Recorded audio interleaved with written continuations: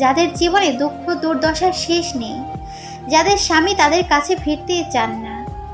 সন্তান জন্মদান না, তাও না, কারণ অনেক মহিলা আছেন যাদের অনেক সন্তান আছে অথচ স্বামী পছন্দ করে না। এমনকি এ অবস্থায় তালাক দেওয়ার নজিরও কম নয়। ভালো খাবার বানানো, এটাও না, কারণ অনেক মহিলা আছেন যারা রান্নাবান্নায় বেশ দক্ষ, সারাদিন রান্নাঘরে কাজ করে অথচ স্বামীর দুর্ব্যবহারের সম্মুখীন হন। তার কথায় সাংবাদিক বিস্মিত হয়ে গেলেন, বললেন, তাহলে আসল রহস্যটা কি? বৃদ্ধা বললেন, যখনই আমার স্বামী রেগে গিয়ে আমাকে বকাবকি করতেন, আমি অত্যন্ত সম্মান দেখিয়ে নীরবতা পালন করতাম এবং অনুতপ্ত হয়ে মাথা দুলিয়ে তার প্রতিটি কথায় সায় দিতাম।